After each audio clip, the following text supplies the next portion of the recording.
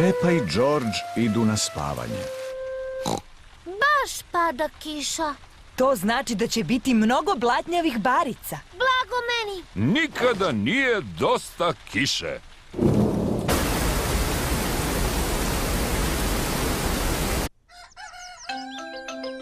Jutro je svanulo. Ura! Blatnjava barica! O, zdravo, patkice. Otkud ti ovde? Kiša je izazvala poplavu. Naša kuća je pusto ostrvo. Gde ste, blatnjave barice? Dolazim! Ura! O! Otkud sva ova voda ovde? Kako ćemo do prodavnice? Tata će morati da otpliva do prodavnice. Deka prase je stigao brodom. Zdravo živo! Kakvo vreme za plovidbu, a? Da. Plovimo do prodavnice. Da li vam je potrebno nešto? Da, hvala. Možete li da nam uzmete malo paradajza i špagete? Paradajz, špagete? Papagaj Poli ponavlja sve što čuje. Poli će sve da zapamti. Ko je moja pametnica? A? Ko je moja pametnica? Možemo li i mi sa vama? Uskačite!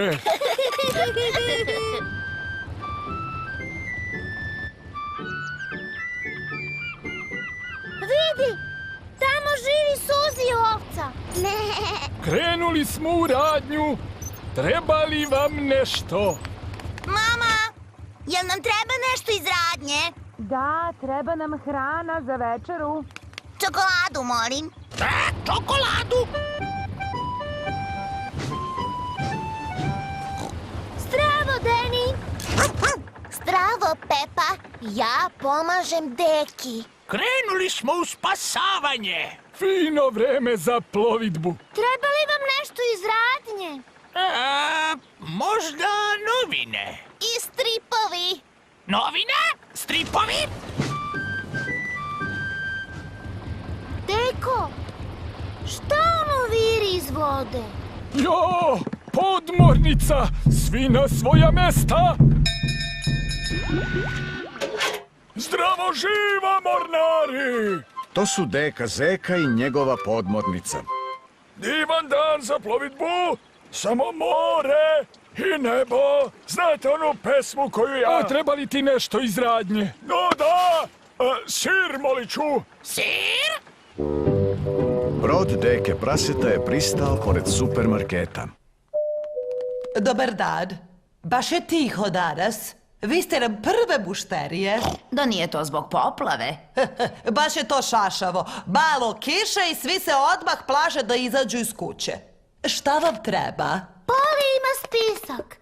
Ko je moja pametnica? Ko je moja pametnica? O ne, Poli je zaboravila spisak za kupovinu. Srećom, pa se ja ipak svega sećam. Sir, Hvala ti, Pepa, baš si dobrica. novine i strip. Hvala, Pepa! Sreće da je Pepa otišla do radnje, inače ne bismo imali ništa za večeru. Vaša čokolada. A sada možemo da večeramo, mama. Pepa i George su stigli kući. Vreme je za spavanje. Svanulo je jutro. Voda se povukla i ostavila blato za sobom. Blatnjave barice. Ovo je